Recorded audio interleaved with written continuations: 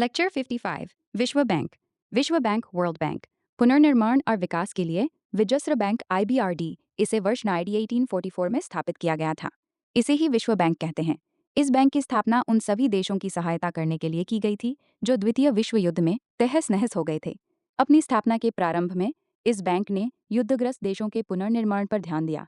पुनर्निर्माण का कार्य समाप्त होने के बाद इसने विकास पर ध्यान दिया, जैसे सड़कों, बांधों, विद्युत ग्रिडों एवं सिंचाई प्रणालियों पर। वर्तमान में विश्व बैंक अनेक देशों में गरीबी उन्मूलन, जलवायु परिवर्तन, खाद्य सुरक्षा, संघर्षों की समाप्ति, कृषि, पेयजल, जल संरक्षण और प्रदूषण नियंत्रण आदि के लिए कार्य कर रहा है। विश्व बैंक समूह IBRD, जिसे विश्व बैंक कहा जाता है, उसने अपनी छतरी के भीतर कई संस्थाओं का स्वायत्त रूप से विकास किया। इन संस्थाओं को ही संयुक्त रूप से विश्व बैंक समूह कहा जाता है। विश्व बैंक समूह की 5 संस्थाएं निम्न हैं। IBRD पुनर्निर्माण और विकास के लिए अंतर्राष्ट्रीय बैंक, IDA अंतर्राष्ट्रीय विकास संघ, IFC अंतर्राष्ट्रीय वित्त निगम, मिगा बहुपक्षीय निवेश गारंटी एजेंसी, ICSID निवेश विवाद निपटान हेतु अंतर्राष्ट्रीय केंद्र। विश्व बैंक समूह का मुख्यालय वॉशिंगटन में है। इसके मुखिया को अध्यक्ष कहा जाता है। विश्व बैंक समूह का अध्यक्ष हमेशा अमेरिकी होता है। IMF के सभी सदस्य विश्व बैंक के सदस्य होते हैं। IMF और विश्व बैंक को ब्रेटन वुड्स का जड़वा कहा जाता है, क्योंकि इन दोनों की उत्पत्ति वर्ष 1844 के ब्रेटन वुड्स सम्मेलन से हुई थी। विश्व बैंक का प्रशासन बोर्ड ऑफ गवर्नर्स, विश्व बैंक के सभी अधिकार बोर्ड ऑफ गवर्नर्स के पास हैं। ये सदस्य देशों के प्रतिनिधि होते हैं, जो सामान्यतः सभी देशों के वित्त मंत्री होते हैं। कार्यकारी बोर्ड, बोर्ड ऑफ गवर्नर्स ने अपने सारे अधिकार कार्यकारी बोर्ड को सौंप दिए हैं और यही सभी अधिकारों का प्रयोग करता है। इसका चुनाव हर 2 वर्ष में किया जाता है। कुल 25 निदेशक होते हैं, जिनमें 5 निदेशक 5 बड़े देशों से चुने जाते हैं। ये नीतियाँ, प्रशासनिक बजट आदि तैयार करते हैं। भारत के कार्यकारी निदेशक भूटान, श्रीलंका और बांग्लादेश का भी प्रतिनिधित्व करते हैं।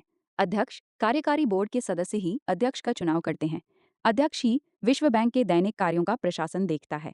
विश्व बैंक के उधार देने की क्रियाएं। जब विश्व बैंक ने कार्य करना शुरू किया था, तो 2 दशक तक ये बैंक बुनियादी संरचनाओं के विकास के लिए कर्ज देता था, जैसे विद्युत उत्पादन एवं वितरण, सिंचाई परियोजनाएं, रेल एवं सड़क मार्ग आदि।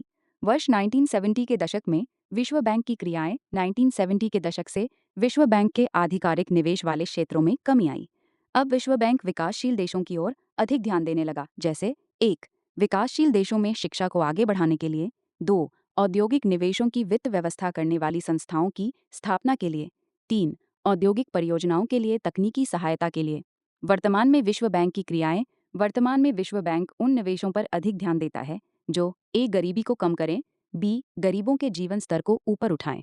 नोट: वर्तमान में विश्व बैंक कृषि एवं ग्रामीण विकास, पौष्टिक आहार, पेयजल, स्वच्छता, कम लागत के आवास, सीवर संबंधी परियोजनाएं, भूख उन्मूलन, खाद्य सुरक्षा, संघर्ष एवं जलवायु परिवर्तन से संबंधित मुद्दों के लिए ऋण प्रदान कर रहा है।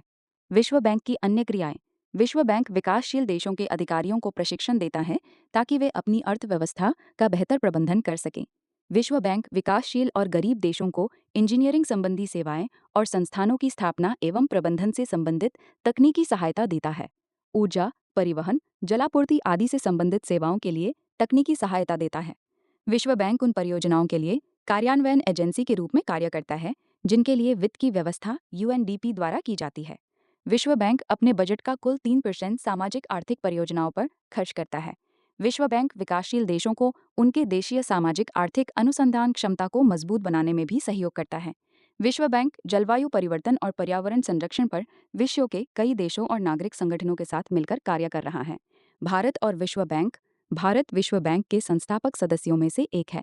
भारत को विश्व बैंक से कृषि, स्वास्थ्य, शिक्षा, पोषण, गरीबी उन्मूलन, आधारभूत संरचना आदि पर काफी मदद मिली है। वर्तमान में विश्व बैंक भारत की निम्न परियोजनाओं में मदद कर रहा है। 1. मानव विकास पहल, 2. सर्व शिक्षा अभियान शिक्षा, 3. स्वच्छ भारत मिशन स्वास्थ्य, कृषि PM कृषि सिंचाई योजना, वाटरशेड प्रबंधन परियोजना, नीरांचल परियोजना, गरीबी उन्मूलन परियोजनाएं, दीनदयाल अंत्योदय योजना, राष्ट्रीय ग्रामीण आजीविका मिशन, पर्यावरण राष्ट्रीय गंगा नदी बेसिन परियोजना, आधारभूत संरचना, भारतमाला, सागरमाला, MRUT मिशन, शासन, भ्रष्टाचार विरोधी प्रयास, कानूनी संस्थान विकास में मदद, अंतर्राष्ट्रीय विकास संघ IDAT। अंतर्राष्ट्रीय विकास संघ विश्व बैंक की सहयोगी संस्था है। विश्व बैंक का अध्यक्ष ही IDAT का भी अध्यक्ष होता है। इस संगठन का उद्देश्य दरिद्रतम देशों की गरीबी हटाने में मदद करना है। IDAT की सदस्यता विश्व बैंक के सभी सदस्यों के लिए खुली है। केवल विश्व बैंक के सदस्य ही IDA के सदस्य बन सकते हैं। वर्तमान में IDA 27 देशों के विकास कार्यक्रम चला रहा है। IDA निम्न योजनाओं के लिए ऋण प्रदान करता है: प्राथमिक शिक्षा, बुनियादी स्वास्थ्य सेवाएं, स्वच्छ जल तथा स्वच्छता, कृषि व्यापार, जलवायु सुधार, आधारभूत संरचना, संस्थागत सुधार, सिंचाई, कृषि और ग्रामीण विकास। नोट: जिन योजनाओं को IDA से ऋण प्राप्त होता है, उन्हें विश्व बैंक से ऋण नहीं मिलता है। भारत और IDA भारत अंतर्राष्ट्रीय विकास संघ के संस्थापक सदस्यों में से एक हैं। भारत में IDA से ऊर्जा, आधारभूत ढांचा, सिंचाई, सामाजिक परियोजनाओं का विकास, शहरी विकास आदि के लिए ऋण प्राप्त हुए हैं। वर्ष 1980 तक भारत को IDA सहायता का 50% प्राप्त होता था। वर्ष 1980 में चीन का IDA में प्रवेश हुआ।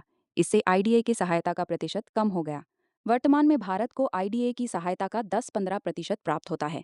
अंतर्राष्ट्रीय वित्त निगम IFC वर्ष 1986 में स्थापित विश्व बैंक की सहयोगी संस्था के रूप में विकासशील देशों में IFC निजी क्षेत्र की परियोजनाओं के लिए उद्यम पूंजी और ऋण का सबसे बड़ा बहुपक्षीय स्रोत है। उद्देश्य: विकासशील देशों में प्राइवेट सेक्टर के विकास को प्रोत्साहन देना। IFC की स्थापना का कारण: विश्व बैंक केवल सदस्य देशों की सरकारों को ऋण देता है, सरकार की गारंटी पर। विश्व बैंक किसी देश के प्राइवेट सेक्टर को इक्विटी पूंजी प्रदान नहीं करता है। इसलिए IFC की स्थापना प्राइवेट सेक्टर को उद्यम पूंजी उपलब्ध कराने के लिए हुई। अन्य बिंदु: विश्व बैंक के सदस्य IFC के भी सदस्य होते हैं। IFC विश्व बैंक की सहायक संस्था है। विश्व बैंक का अध्यक्ष ही इसका अध्यक्ष होता है। सदस्य देश इसके पूंजी संसाधन में योगदान करते हैं। ये विश्व मुद्रा बाजार तथा पूंजी बाजार से धन इकट्ठा करता है। IFC द्वारा निवेश में मदद, पूंजी सहायता। IFC 3 प्रकार के निजी निवेश को प्रोत्साहित करता है। विकासशील देशों में नए उद्यमों की स्थापना में इक्विटी या पूंजी जुटाने में मदद करता है। तकनीकी सहायता: किसी नए उपक्रम की स्थापना पर IFC वित्तीय अध्ययन और विश्लेषण का भार अपने ऊपर ले लेता है। ये सरकारों को नीति विषयक सहायता भी देता है ताकि सरकारें निवेश वातावरण का सृजन कर सकें।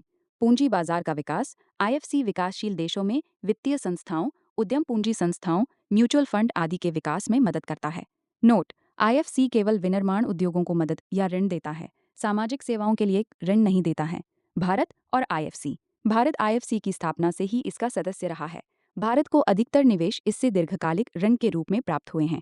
IFC ने भारत में मुख्य रूप से पावर उद्योग, लोहा और इस्पात उद्योग, मोटर उद्योग, पेट्रो रसायन और विनिर्माण उद्योग में निवेश किया है। IFC का वर्तमान में भारत में निवेश PPP के तहत जलवायु परिवर्तन से निपटने वाली परियोजनाओं को मदद कर रहा है। पानी की कमी की चुनौतियों का सामना करने वाली परियोजनाओं को मदद कर रहा है। AIFC द्वारा लंदन स्टॉक एक्सचेंज में 5 वर्षीय मसाला बांड जारी किया गया, जिससे प्राप्त आय को सौर ऊर्जा और पवन ऊर्जा में निवेश किया जा सके। कोविड-19 के कारण सूक्ष्म, लघु एवं मध्यम MSME पर बहुत बुरा प्रभाव पड़ा था। वर्तमान में ये उन MSME की मदद कर रहा है। प्रधानमंत्री आवास योजना में मदद कर रहा है। बहुपक्षीय निवेश गारंटी एजेंसी MIGA ये विश्व बैंक की नवीनतम संस्था है। अप्रैल 1983 में स्थापित हुई। ये IFC के साथ संयुक्त उपक्रम है। उद्देश्य: विदेशी निवेशकों और उधारकर्ताओं को गारंटी देकर विकासशील देशों में सीमा पार निवेश में वृद्धि करना। ये गैर व्यावसायिक जोखिमों के विरुद्ध गारंटी देता है, जैसे युद्ध, अशांति, सशस्त्र विद्रोह, मुद्रा हस्तांतरण आदि। गारंटी के रूप में ये निवेशकों को बीमा प्रदान करता है। साथ ही ये निवेशकों एवं सरकारों के मध्य विवाद समाधान में सहायता करता है। भारत और MIGA: भारत ने वर्ष 1992 में MIGA की सदस्यता ली। विदेशी निवेशकों को अनेक प्रकार के जोखिमों से सुरक्षा प्राप्त होती है। निवेश विवाद निपटान हेतु अंतर्राष्ट्रीय केंद्र ICSID स्थापना वर्ष 1966 में। उद्देश्य: विश्व बैंक के सदस्य देशों और उनमें निवेश करने वाले निवेशकों के बीच विवाद होने पर मध्यस्थता और समाधान करना। भारत और ICSID: भारत ICSID का सदस्य नहीं है। भारत का तर्क: 1. मध्यस्थता के लिए सम्मेलन के नियम विकसित देशों की ओर झुकाव रखते हैं। 2. भारत के भीतर किसी विवाद की स्थिति में भारतीय न्यायालयों के निर्णय ही सर्वोच्च होते हैं। लेक्चर 56: विश्व व्यापार संगठन, विश्व व्यापार संगठन, वर्ल्ड ट्रेड ऑर्गेनाइजेशन WWA 1929 की महान आर्थिक मंदी और द्वितीय विश्व युद्ध के कारण हुई तबाही से अर्थव्यवस्था को ठीक करने तथा वैश्विक वित्तीय प्रणाली को मजबूत करने के लिए 55 देश ब्रैटन वुड्स, न्यू हैम्पशायर इकट्ठा हुए। ये वार्ता 1944 से लेकर 1947 तक चली। वर्ष 1948 में भारत सहित 23 संस्थापक देशों के साथ GATT, the general agreement on tariffs and trade, GATT अस्तित्व में आया। व्यापार दौरा, ट्रेड राउंड्स। गैट के अंतर्गत सदस्य देशों के बीच बातचीत के लिए व्यापार दौरों का आयोजन किया जाता था। ये व्यापार दौरे अंतर्राष्ट्रीय व्यापार से संबंधित किसी खास मुद्दे, किसी नए समझौते को संबोधित करने के लिए आयोजित किए जाते थे। ये अनियमित वर्षों के अंतराल पर आयोजित किए जाते थे। गैट के तहत 8 व्यापार दौरों का आयोजन हुआ, जो इस प्रकार हैं: हवाना दौर 1947, एनीसी फ्रांस दौर 1949, टोरका दौर इंग्लैंड 1950, जिनेवा दौर 1950-15, डिलन दौर जिनेवा 1956-1986, कनेडियर दौर 1962-1967। ये जिनेवा में आयोजित किया गया था, लेकिन अमेरिकी राष्ट्रपति जॉन एफ कैनेडी के नाम पर इसे नामांकित किया गया। टोक्यो दौर 1973-1979, उरुग्वे दौर 1986-1994। उरुग्वे दौर सबसे लंबा चला। दरअसल विश्व अर्थव्यवस्था कई बदलावों के दौर से गुजर रही थी, जो निम्नलिखित है। विकासशील देशों में पूंजीवादी लोकतंत्र अधिक स्वीकार्य हो रहे थे। अर्थव्यवस्था का कम्युनिस्ट मॉडल लुप्त हो रहा था। चीन और रूस उदारीकरण, निजीकरण और वैश्वीकरण को अपना रहे थे। विकासशील देश अपनी संरक्षणवादी नीतियों पर पुनः विचार कर रहे थे। सोवियत संघ यूएसएसआर का विघटन हो रहा था, जिससे तीसरी दुनिया व्यापार की दृष्टि से कमजोर हो गई। वैश्विक व्यापार में नए तत्वों का समावेश हो रहा था, जैसे बौद्धिक संपदा अधिकार, विदेशी प्रत्यक्ष निवेश, सेवाओं का बढ़ता अंतर्राष्ट्रीय व्यापार, कृषि वस्तुओं का व्यापार। ऐसे में जरूरत एक ऐसे संस्थान की थी जो वैश्विक अर्थव्यवस्था के बदलावों को और वैश्विक व्यापार में शामिल नए तत्वों को आगे बढ़ाए। चूंकि गैट एक समझौता था, कोई संगठन नहीं था, इसलिए वो वैश्विक अर्थव्यवस्था के बदलावों का वाहक नहीं बन पा रहा था। दुनिया की जरूरत एक व्यापारिक संगठन की थी, इसलिए उरुग्वे दौर की वार्ता लंबी चली ताकि एक संगठन की स्थापना का मार्ग प्रशस्त हो सके। एक नए समझौते की ओर उरुग्वे दौर के माध्यम से नेता एक नए समझौते पर पहुंचना चाहते थे, ताकि एक विश्व व्यापार संगठन की स्थापना की जा सके। इसके लिए नेताओं ने तत्कालीन गैर निदेशक आर्थर डंकल को नामित किया कि वो एक मसौदा तैयार करें। आर्थर डंकल ने जो मसौदा तैयार किया, उसे ही डंकल प्रस्ताव कहा गया। इस डंकल प्रस्ताव पर सहमति बनी और 1990 में मराकेश, मोरक्को में हस्ताक्षर हुए। इसे ही मराकेश प्रस्ताव कहा गया। मराकेश प्रस्ताव से ही जनवरी 1995 को विश्व व्यापार संगठन का जन्म हुआ। गैट, GIRT एंड विश्व व्यापार संगठन। गैट एक संधि है, जबकि WTO एक संगठन है। घरेलू कानूनों को गैट में जारी रखने की अनुमति थी, जबकि WTO में घरेलू कानूनों को WTO के नियमों के अनुसार समायोजित करना पड़ता है। गैट में विवाद निपटान प्रणाली विकसित नहीं थी, जबकि WTO में विवाद निपटान प्रणाली बहुत परिष्कृत है। गैट पारंपरिक व्यापार के मुद्दों से ही संबंधित था, जैसे शुल्क एवं कोटा, जबकि WTO में विश्व व्यापार के नए उभरते क्षेत्रों को भी शामिल किया गया है। गैट एक साधारण समझौता है जिसका कोई संस्थागत अस्तित्व नहीं था, जबकि WTO एक संगठन है और इसका स्थायी सचिवालय है। विश्व व्यापार संगठन WTO स्थापना जनवरी 1955, मुख्यालय स्विट्जरलैंड के जिनेवा में। सदस्य 146, नवीनतम सदस्य देश अफगानिस्तान 146। नाउ सदस्यता की शर्तें। WTO के सदस्यों के लिए पूर्ण संप्रभु राष्ट्र होना अनिवार्य नहीं है। इसके बजाय उन्हें अपने बाहरी वाणिज्यिक संबंधों के संचालन में पूर्ण स्वायत्तता के साथ एक सीमा शुल्क क्षेत्र होना चाहिए। इसीलिए हांगकांग और ताइवान WTO के सदस्य बन गए। प्रमुख। WTO के प्रमुख महानिदेशक होते हैं। 2021 में WTO ने इतिहास रच दिया जब उन्होंने नाइजीरिया की NGO प्रमुख डॉक्टर ओकोंजो-इवेला को WTO महानिदेशक के रूप में चुना। डॉक्टर नगोजी ओकोंजो-इवेला WTO की महानिदेशक चुनी जाने वाली पहली अफ्रीकी महिला हैं। मतदान। WTO में एक देश एक वोट प्रणाली है, जो इसे अधिक लोकतांत्रिक बनाती है। देशों से संवाद। WTO किसी मुद्दे पर सहमति बनाने के लिए देशों का छोटा छोटा समूह बनाता है और इन्हीं समूहों से बातचीत करता है। ये वार्ताएं ग्रीन रूम कहते हैं। इन्हें ग्रीन रूम वार्ता कहा जाता है। WTO में निर्णय मंत्रिस्तरीय सम्मेलन, प्रत्येक सदस्यों का वाणिज्य मंत्री इसमें भाग लेता है। सामान्यतः 2 वर्ष में एक बार सम्मेलन होता है। ये WTO का सर्वोच्च स्तर का निर्णय लेने वाला निकाय है। सामान्य परिषद, जनरल काउंसिल, यह जिनेवा में स्थित है। मंत्रिस्तरीय सम्मेलन की ओर से कार्य करने का अधिकार इसे मिला है। मंत्रिस्तरीय सम्मेलन में लिए गए निर्णय को ये लागू करती है। सभी सदस्य देशों की ओर से एक एक प्रतिनिधि, राजदूत या समकक्ष इसमें नियुक्त किए जाते हैं। इनकी वर्ष में एक बार बैठक जिनेवा में होती है। सामान्य परिषद 2 अन्य निकायों के रूप में भी कार्य करती है। विवाद निपटान निकाय, dispute settlement body, general council के सभी सदस्य इसमें शामिल होते हैं। व्यापार नीति समीक्षा निकाय, ट्रेड पॉलिसी रिव्यू बॉडी, अपने सदस्य देशों की व्यापार नीति की समीक्षा करती है। व्यापार परिषद, ट्रेड काउंसिल, जनरल काउंसिल के अधीन 3 परिषदें होती हैं। वस्तु, माल, व्यापार परिषद, council for trade in goods, बौद्धिक संपदा अधिकारों की व्यापार संबंधी पहलुओं की परिषद, council for trade related aspects of intellectual property rights, सेवा व्यापार परिषद, council for trade in services. अन्य निकाय, विश्व व्यापार संगठन के अंतर्गत 6 अन्य निकाय हैं। ये सामान्य परिषद को रिपोर्ट करते हैं। परिषद व्यापार एवं विकास, पर्यावरण, क्षेत्रीय व्यापार व्यवस्था, प्रशासनिक मुद्दों पर रिपोर्ट देते हैं। WWA का विवाद निपटान तंत्र, 2 देशों के मध्य विवाद, विपक्षीय वार्ता, वार्ता विफल, जनरल काउंसिल में अपील, DSB के रूप में GC, DSB के निर्णय को WWA के अपीलीय न्यायालय चुनौती। अपीलीय न्यायालय का निर्णय दोनों पक्षों के लिए मान्य। WWA का अपीलीय न्यायालय, इसमें 7 न्यायाधीनों होते हैं। सभी सदस्य देशों की सहमति से इनकी नियुक्ति की जाती है। 2017 से अमेरिका ने अपीलीय न्यायालय की नियुक्तियों को अवरुद्ध करना शुरू कर दिया। विश्व व्यापार संगठन के मूलभूत सिद्धांत WW द्वारा उसके संचालन के लिए 3 सिद्धांत निर्धारित किए गए हैं। 1. सबसे पसंदीदा राष्ट्र, मोस्ट फेवर्ड नेशन, MFN। 2. राष्ट्रीय प्रतिपादन, नेशनल ट्रीटमेंट। 3. विकासशील देशों के साथ विशेष एवं विभेदक व्यवहार, special and differential treatment with developing countries. सबसे पसंदीदा राष्ट्र, MFN। MFN से तात्पर्य है कि WWA के सभी सदस्यों के लिए व्यापार शर्तें समान होंगी। दूसरे शब्दों में, WWA का कोई सदस्य यदि किसी देश को कोई व्यापारिक सुविधा या छूट देता है तो उसे दूसरे सदस्यों को भी ये छूट या सुविधा देनी होगी। नोट: WWA के सभी सदस्य कानूनी रूप से बाध्य हैं कि वे एक दूसरे को MFN का दर्जा दें। सबसे पसंदीदा राष्ट्र, MFN के अपवाद: 1. क्षेत्रीय आर्थिक एकीकरण, रीजनल इकोनॉमिक इंटीग्रेशन। क्षेत्रीय समूहों के सदस्य दूसरे समूहों के सदस्यों के साथ या किसी देश के साथ टैरिफ को कम कर सकते हैं या टैरिफ को समाप्त कर सकते हैं।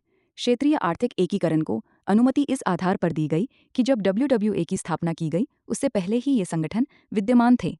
उदाहरण: 2. NAFTA, north American free trade agreement. 3.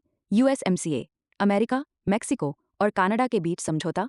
4. ASEAN, ASEAN देशों के मध्य समझौता व्यापार, बाजार में विकासशील देशों को विशेष छूट, टैरिफ कम करके या हटाकर किसी उत्पादन को लेकर ये विचार कि किसी देश द्वारा अनुचित रूप से उसका व्यापार किया जा रहा है तो उन उत्पादों के विरुद्ध उपाय किए जा सकते हैं। राष्ट्रीय सुरक्षा से संबंधी अपवाद का नियम, भारत और पाकिस्तान के मध्य विवाद, भारत द्वारा 1996 में ही पाकिस्तान को MFN का दर्जा दिया गया था। हालांकि पाकिस्तान ने भारत को कभी भी MFN का दर्जा नहीं दिया था। फरवरी 2019 में पुलवामा आतंकी हमले के बाद भारत ने पाकिस्तान को MFN का दर्जा वापस ले लिया तथा पाकिस्तानी आयातित वस्तुओं पर सीमा शुल्क 200% बढ़ा दिया। ये राष्ट्रीय सुरक्षा से संबंधित अपवाद के नियम के तहत उठाया गया कदम था। राष्ट्रीय प्रतिपादन, नेशनल ट्रीटमेंट, सरकार देश के भीतर घरेलू व विदेशी वस्तुओं के बीच कोई भेदभाव नहीं करेगी। अर्थात राष्ट्रीय सीमा के भीतर घरेलू व विदेशी वस्तुओं के बीच कोई भेदभाव नहीं किया जाएगा। सीमा शुल्क को राष्ट्रीय प्रतिपादन के सिद्धांत के उल्लंघन के रूप में नहीं माना जाता है। विकासशील देशों के साथ विशेष एवं विभेदक व्यवहार का सिद्धांत, WWA के समझौतों को लागू करने के लिए विकासशील देशों को अतिरिक्त समय दिया जाता है। जैसे 1959 में WWA के तहत बौद्धिक संपदा अधिकार व्यवस्था लागू हुई तो विकासशील देशों को इसे लागू करने के लिए 10 वर्ष का समय दिया गया। विकासशील देश कृषि सब्सिडी को उपज मूल्य का 10% तक दे सकते हैं, जबकि विकसित देशों के लिए ये 5% है। लेक्चर 57, विश्व व्यापार संगठन, भाग 2। विश्व व्यापार संगठन समझौता, world trade organisation agreement. WTO में विभिन्न देशों ने आपस में 60 समझौते किए हैं, जिनमें से कुछ बहुत ही महत्वपूर्ण समझौते हैं। कृषि पर समझौता। कृषि पर समझौते के 3 आधार स्तंभ हैं: घरेलू समर्थन, निर्यात सब्सिडी, बाजार पहुंच। घरेलू समर्थन। घरेलू समर्थन से आशय ऐसी सब्सिडी से है जो सरकार भारतीय किसानों को देती है, जैसे खाद, उर्वरक, विद्युत आदि पर दी गई सब्सिडी। इनमें से कुछ मद्दों पर WTO की कोई सीमा नहीं है, जबकि कुछ पर WTO ने सीमा लगाई है। WTO ने कृषि सब्सिडी को 3 बॉक्स में विभाजित किया है। Green box subsidy. Green box में उस सब्सिडी को रखा गया है जिन पर WTO में कोई ऊपरी सीमा नहीं लगाई गई है। WTO का मानना है कि इस सब्सिडी से किसानों की प्रत्यक्ष आय बढ़ती है तथा कृषि वस्तुओं का व्यापार भी विकृत नहीं होता है। उदाहरण: कृषि अनुसंधान पर दी गई सब्सिडी, कृषि विस्तार सेवाएं, आपदा राहत पैकेज, ग्रामीण अवसंरचना, कृषि अवसंरचना, कृषि बाजारों का निर्माण, PM किसान सम्मान निधि 2019, तेलंगाना की राइतू बंधु योजना। Blue box subsidy. Blue box subsidy में वे सब्सिडी आती हैं जिसका भुगतान सरकार किसानों को अपने उत्पादन को सीमित करने के लिए करती है। उदाहरण, किसानों को भुगतान किया जाता है कि वे 1 वर्ष के लिए खेती को खाली छोड़ दें ताकि मिट्टी अपनी उर्वरता शक्ति को पुनः प्राप्त कर ले। डब्ल्यूटीओ का मानना है कि इस सब्सिडी से अंतर्राष्ट्रीय व्यापार पर कोई असर नहीं पड़ता है, इसलिए ये सब्सिडी भी जारी रहनी चाहिए। एम्बर बॉक्स सब्सिडी, ऐसी सब्सिडी जो कृषि वस्तुओं के अंतर्राष्ट्रीय व्यापार को विकृत करती है, उसे एम्बर बॉक्स सब्सिडी में रखा गया है। यद्यपि ये सब्सिडी व्यापार को विकृत करती है, फिर भी सरकारें इसे देती हैं क्योंकि ये किसानों और गरीबों के कल्याण के लिए जरूरी है। डब्ल्यूटीओ द्वारा इस पर सीमा लगाई गई है। डब्ल्यूटीओ का कहना है कि ये सब्सिडी 5-10% होनी चाहिए। उदाहरण, उर्वरक, बीज और सिंचाई पर दी जाने वाली सब्सिडी। डब्ल्यूटीओ का कहना है कि इससे कृषि वस्तुओं का व्यापार विकृत होता है। भारत और एम्बर बॉक्स सब्सिडी विवाद। डब्ल्यूटीओ का पक्ष। डब्ल्यूटीओ का कहना है कि एम्बर बॉक्स सब्सिडी की सीमा 5-10% तय की गई है, किंतु भारत उससे अधिक सब्सिडी एमएसपी के तहत अपने किसानों को देता है। भारत का पक्ष। भारत का कहना है कि एमएसपी में 3 प्रकार की सब्सिडी शामिल हैं: कृषि निवेश के लायक, खाद्य सुरक्षा प्रदान करना और मूल्य स्थिरीकरण को सुनिश्चित करना। भारत सब्सिडी कल्याण के लिए देता है, इसलिए इस पर कोई ऊपरी सीमा नहीं होनी चाहिए। भारत की दूसरी आपत्ति इसकी गणना विधि से है। डब्ल्यूटीओ 1986-88 को आधार वर्ष मानता है और इसी आधार वर्ष से मुद्रास्फीति की गणना करता है। भारत का पक्ष है कि 1986-88 से भारत में औसत महंगाई विश्व के अन्य देशों की तुलना में तेजी से बढ़ी है। विवाद समाधान के प्रयास। डब्ल्यूटीओ का नामवा मंत्री स्तरीय सम्मेलन 2013 में हुआ, जिसे बाली सम्मेलन भी कहा जाता है। इसके अंतर्गत डब्ल्यूटीओ ने पीस क्लॉज, शांति खंड अपनाया है। पीस क्लॉज के मुख्य बिंदु: जब तक कोई स्थायी समाधान नहीं निकाल लिया जाता, तब तक ये लागू रहेगा। किसी भी सदस्य देश को अपने लोगों के लिए खाद्य सुरक्षा कार्यक्रम चलाने से प्रतिबंधित नहीं किया जा सकता है, भले ही एम्बर बॉक्स सब्सिडी निर्धारित सीमा का उल्लंघन करती हो। निर्यात सब्सिडी। विकसित देश अपने कृषि उत्पादों के निर्यात पर भारी सब्सिडी देते हैं, जिससे उनके कृषि उत्पाद विश्व बाजार में काफ़ी सस्ते हो जाते हैं। नैरोबी सम्मेलन 2015। डब्ल्यूटीओ ने इस सम्मेलन में निर्णय लिया कि विकसित देशों को निर्यात सब्सिडी तुरंत बंद कर देनी चाहिए। विकासशील देशों को निर्यात सब्सिडी के संदर्भ में 10 वर्ष तक का समय दिया गया कि वे अपनी निर्यात सब्सिडी के मूल्य में 24% तक और मात्रा में 10% तक कमी करें। बाजार पहुंच। बाजार पहुंच से आशय किसी भी सदस्य देश को अपने बाजारों को कृषि उत्पादों के लिए खोलना होगा। इसके अंतर्गत 2 प्रयास किए जाते हैं: सभी गैर प्रशुल्क बाधाओं को समाप्त करना, सभी देशों को अपने आयात शुल्क कम करके एक निर्धारित स्तर पर ला देना है। G33 कृषि में विशेष उत्पादों के मित्र। ये भारत और चीन सहित 54 विकासशील देशों का समूह है, जो एक दबाव समूह के रूप में कार्य करता है।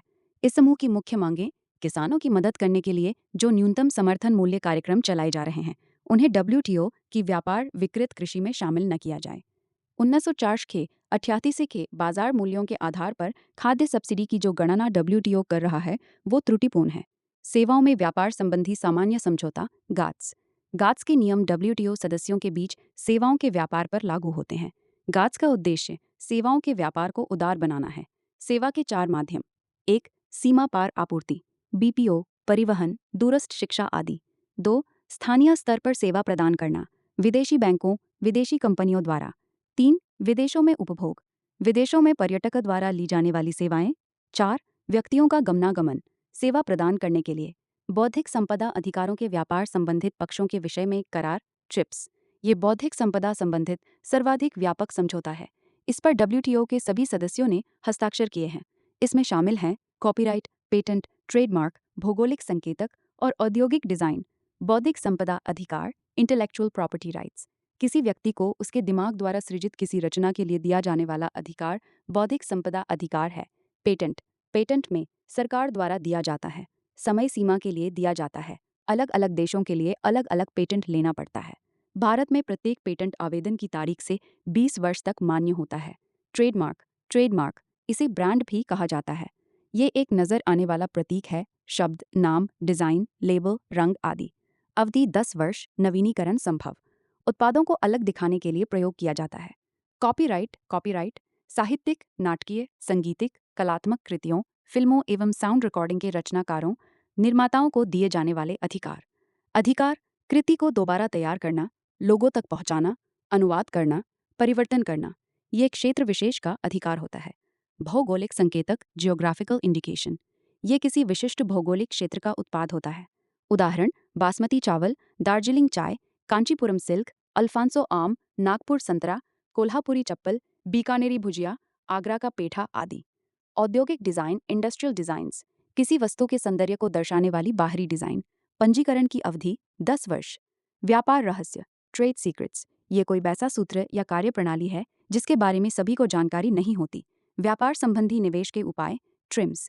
इस समझौते के तहत WTO के सदस्य कुछ निवेश उपायों को लागू नहीं कर सकते, जैसे विदेशी उत्पादों के खिलाफ भेदभाव, स्थानीय सामग्री की जरूरत, व्यापार संतुलन की जरूरत, निर्यात प्रदर्शन की जरूरत। WTO की शर्त, स्थानीय उत्पादों की हिस्सेदारी अनिवार्य करना, निर्यात बाध्यता, प्रौद्योगिकी स्थानांतरण आदि निषिद्ध हैं। भारत का पक्ष, निवेश व्यापार का विषय नहीं है, अतः WTO को निवेश के मामले में हस्तक्षेप नहीं करना चाहिए। स्वच्छता एवं पादप स्वच्छता उपायों के इस्तेमाल पर समझौता, SPS अग्रीमेंट। WTO ने आयातित उत्पादों पर खाद्य सुरक्षा तथा पादप स्वास्थ्य के मानक निर्धारित करने की छूट दी है, बशर्ते वे विज्ञान पर आधारित हों।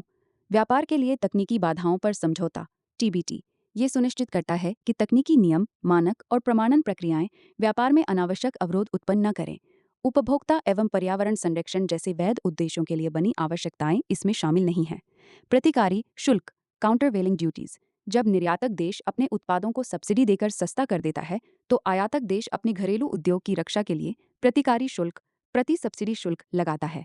डंपिंग रोधी शुल्क, एंटी डंपिंग ड्यूटी। डंपिंग, जब कोई देश अपने उत्पादों को दूसरे देश में बहुत कम कीमत पर भारी मात्रा में निर्यात करता है। उद्देश्य, बाजार पर कब्जा करना, स्थानीय उद्योग को बर्बाद करना, अतिरिक्त स्टॉक निकालना। एंटी डंपिंग, आयातक देश ऐसे उत्पादों पर एंटी डंपिंग शुल्क लगाता है। लेक्चर्स 58 महत्वपूर्ण वैश्विक बैंक और नीति आयोग। नव विकास बैंक या ब्रिक्स विकास बैंक, NDB।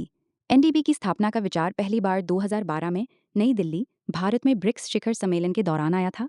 इसके निम्नलिखित कारण थे। IMF और विश्व बैंक का विकसित पश्चिमी देशों के प्रति अधिक झुकाव होना। IMF में ब्रिक्स राष्ट्रों को वर्तमान में 15% से भी कम मताधिकार प्राप्त है, जबकि विश्व की लगभग आधी आबादी इन देशों में रहती है। रूस में 2015 के सम्मेलन में वास्तव में NDB अस्तित्व में आया। नव विकास बैंक के मुख्य कार्य, अवसंरचनात्मक एवं सतत विकास परियोजनाओं, सार्वजनिक एवं निजी दोनों क्षेत्र की को ऋण, गारंटी, इक्विटी एवं अन्य वित्तीय माध्यमों से सहायता उपलब्ध कराना। इसके लिए तकनीकी सहायता भी प्रदान करना। नव विकास बैंक द्वारा मुख्य रूप से निम्नलिखित क्षेत्रों के लिए ऋण दिया जाता है। अवसंरचना निर्माण, सतत विकास परियोजनाएं। नव विकास बैंक की मुख्य विशेषताएं। प्रारंभ में NDB के 5 संस्थापक सदस्य राष्ट्र थे: ब्राजील, रूस, भारत, चीन एवं दक्षिण अफ्रीका। समस्त ब्रिक्स राष्ट्र। संयुक्त राष्ट्र के समस्त सदस्य राष्ट्र भी इसकी सदस्यता प्राप्त कर सकते हैं, परंतु ब्रिक्स राष्ट्रों का हिस्सा मताधिकार के 50% से कम नहीं होगा। 2021 में 4 नए सदस्य देश, बांग्लादेश, संयुक्त अरब अमीरात, उरुग्वे, मिस्र, ब्रिक्स समूह में शामिल हुए। नव विकास बैंक की एक सदस्य एक वोट, 1 मेंबर 1 वोट पॉलिसी है। NDB की वर्तमान अध्यक्ष श्रीमती डिल्मा रूसेफ हैं, जो ब्राजील की हैं। इसके अध्यक्ष का कार्यकाल 5 वर्षों का होता है। भारत एवं नव विकास बैंक। मध्य प्रदेश में लगभग 1500 किलोमीटर सड़कों के पुनरुद्धार के लिए 350 मिलियन अमेरिकी डॉलर का ऋण। राजस्थान में जल क्षेत्र की पुनर्संरचना परियोजना के लिए 350 मिलियन अमेरिकी डॉलर का ऋण। लगभग 5000 मेगावाट अक्षय ऊर्जा के उत्पादन, सौर ऊर्जा एवं पवन ऊर्जा के लिए ऋण। आकस्मिक रिजर्व व्यवस्था, कंटिंजेंट रिजर्व अरेंजमेंट। ब्रिक्स देशों द्वारा वर्ष 2015 में इस व्यवस्था की शुरुआत की गई। उद्देश्य, तरलता एवं निवारक उपायों के माध्यम से लघुकालीन तरलता सहायता, शॉर्ट टर्म लिक्विडिटी सपोर्ट उपलब्ध कराकर ब्रिक्स देशों की BOP समस्याओं का समाधान करना। आकस्मिक रिजर्व व्यवस्था के लिए कुल पूंजी अंशदान 100 बिलियन अमेरिकी डॉलर, चीन द्वारा सर्वाधिक 31 बिलियन अमेरिकी डॉलर है। भारत का मताधिकार ब्राजील एवं रूस के समान है, अर्थात 18.10%। एशियाई विकास बैंक ADB। एशियाई विकास बैंक ADB की स्थापना वर्ष 1966 में बहुपक्षीय विकास बैंक के रूप में हुई। आरंभ में इसके सदस्यों की संख्या 31 थी। वर्तमान में ADB के सदस्यों की संख्या 68 है। इसका सबसे नवीनतम सदस्य न्यूए है, जो 2019 में सदस्य बना। एशिया से बाहर के देश भी इसके सदस्य बन सकते हैं, जैसे अमेरिका। इसका मुख्यालय मनीला, फिलीपींस में है। विश्व बैंक के समान ही यहाँ भारित मतदान प्रणाली है। सदस्यों को पूंजी अंशदान के अनुपात में मत प्राप्त होते हैं। शेयर पूंजी का सबसे बड़ा हिस्सा जापान का है।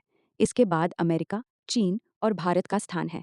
इसी कारण अब तक ADB के सारे अध्यक्ष जापान के रहे हैं।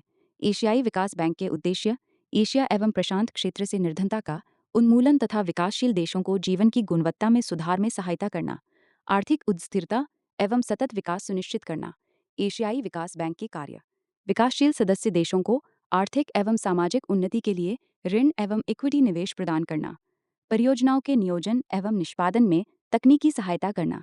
भारत एवं एशियाई विकास बैंक।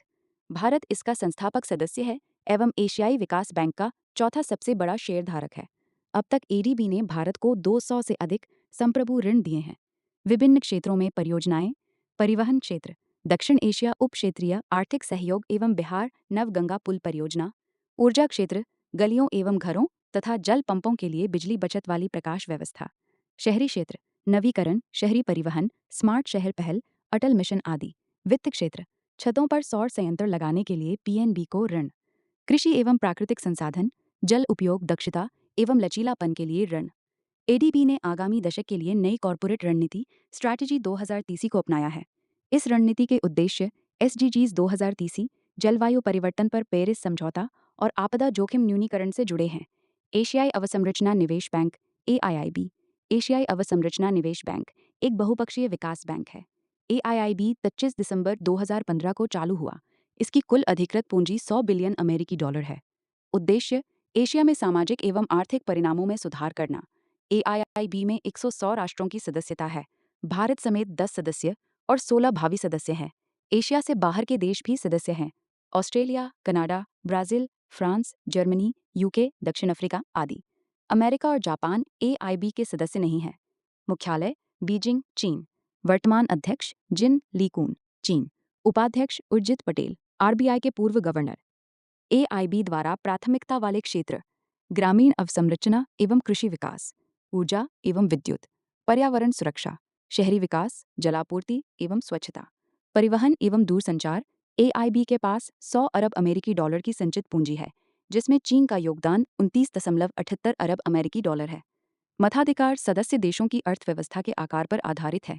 भारत एवं एआईआईबी। दिल्ली मुंबई औद्योगिक गलियारा, भारत की रेलवे फ्रेट कॉरिडोर, कृषि अवसंरचना कोष। नीति आयोग।